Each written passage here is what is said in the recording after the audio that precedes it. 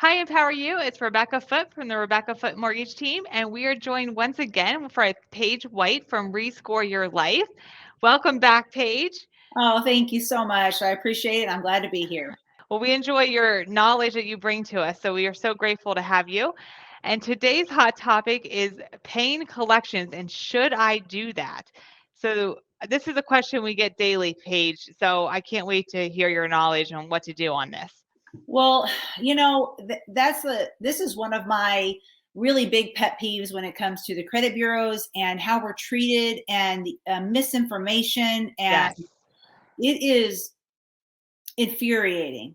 it So, is. yeah, normal people with common sense would think, "Oh my God, I have this collection T-Mobile I had from 3 years ago, $200. Ugh, it's holding my credit back. I'm just going to pay it." Well, Mhm. that's normal people would think that that would help, but it actually 9 times out of 10 will drop your score. And that just boggles my mind. I know that, and that's why I tell people, but it just why? Right. Well, the why is because the credit bureaus don't recognize numbers when it comes to collections. So there's no difference between a $0 paid collection and a $10,000 outstanding collection. Now I'm talking about when it comes to scores. I'm not talking about when it comes to loans, right? Okay. But when it comes to scores, they're not paying attention to that amount. What they're paying attention to is the date of last activity and how many collections you have. So if you have a $200 T-Mobile from 3 years ago, for instance, Mhm. it's 3 years old and it's only going to stay on your credit report for 7 years. So you've already aged out 3 years. You only have 4 to go. So it hurts less. If you go and pay it, the date of last activity is today. Yes. And it will now show up on your credit report as a brand new $0 paid collection and stay on there 7 more years. And it hurts, so it hurts you. It It hurts your absolutely, because it, yeah. it recognizes that you have a new collection. It doesn't know you. It doesn't know anything about you. It's information. It's an algorithm. So you have just adjusted the algorithm Yeah. to connect that you have a new collection and your scores will drop. So are And you people better are to just devastated. not pay this? So here's the thing. This is a slippery slope, right? Do I tell you not to pay your bills? No, I'm never going to tell you not to pay your bills. What I will tell you is if you choose to pay your bill, you're likely going to drop your credit score. So you're going to have to make that decision. And the reason why I say make that decision is, okay, first off, if you're getting sued, you 100% have to pay that debt and pay it as soon as possible so it doesn't Mhm. turn into a judgment. No ifs, ands, or but, it has to be paid unless you want to fight it in court, and you can certainly do that. Most people will take a settlement for less, but it does need to be paid. But let's say you have a client and they have 10 negative items and you send them to us and we get 7 of those 10 off, right? Mhm. And they have 3 left. And they're a couple $50 medical collections, and we still can't get rid of that dang $200 T-Mobile. Yes. But their scores are good. Those aren't going to keep them from a home loan. No. So why would you pay? Why wouldn't you just let them eventually fall off?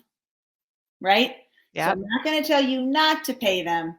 I'm just going to tell you here's what's going to happen if you do pay them. Mhm. So, and the reality is that I'll never forget last year we went to a thing. It's called Credit Con, and there's a bunch of credit experts. And so us as a credit repair company, there's hundreds of us in the room, and there was some gentleman, I can't remember what organization he was from, but he was talking about, we were like kind of getting into it with him about paying. Why are people being punished for paying their collections? And the audacity of this guy is like, well, they should just pay their bills. Okay, first off, they may not even be their debt. There might be misinformation or ID theft or whatever. Here's another little tidbit of information that veterans that medical collections should not report on a veteran's credit report. And Really? so, yeah, because they have, certain TRICARE or whatever. And so, Mhm. and they have certain rights that the medical collections aren't supposed to be reporting. And so I argued with this guy about, why are they punished for this? when, like, for instance, a veteran shouldn't be punished. Or I use another really good example about somebody that has a cancer. Let's say you have a person that husband and wife, and the wife get cancer, so she can't work. He has to take care of her, so he has to lessen his work. So now they have tons of medical collections on their credit report. So now they're going to be punished forever and ever. Now let's say they go out and yay, she's cancer free. Praise God. Now she's back at work. They're both back at work. They're trying to they want to pay this debt.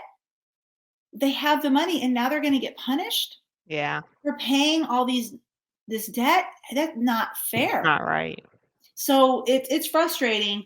So our goal obviously is to get the negative removed for them.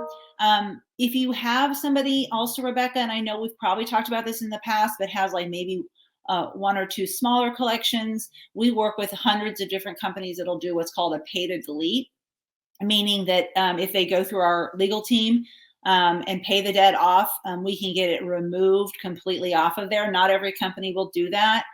Some companies will say, oh, absolutely, Mrs. Foote, once you pay this debt, we'll update your credit report. Update. They didn't say delete. They said update. So your perception is they told you, you asked for it to be deleted.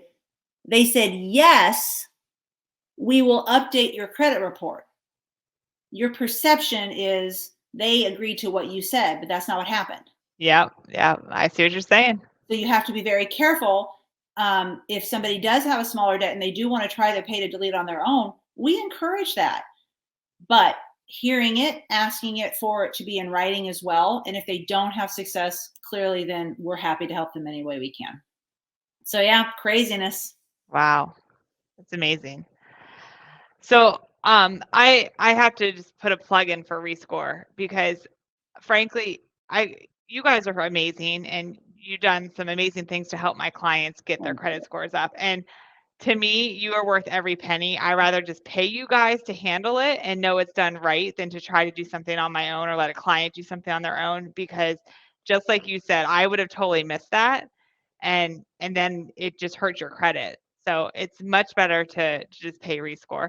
And a little tidbit on my part is, with Rescore, you pay per trade line, you don't pay per month.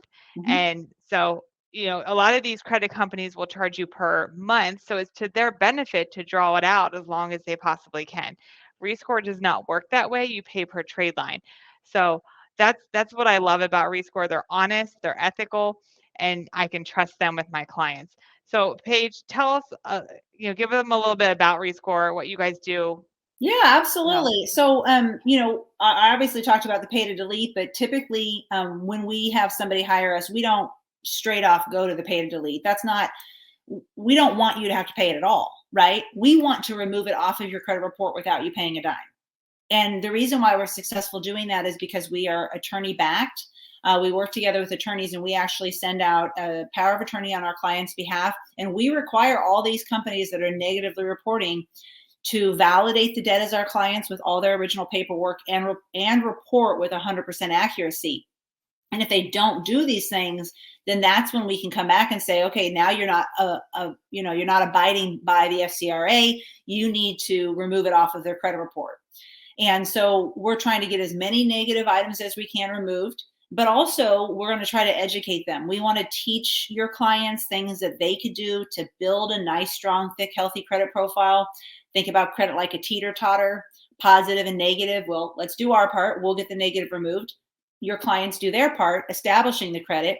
Then what's going to happen is we're going to meet in the middle a lot quicker than to get them applied for that home loan. Yeah. So the credit repair aspect is obviously our number one thing that we're doing, but we do help people. We work with a company that does great student loan consolidation, or not just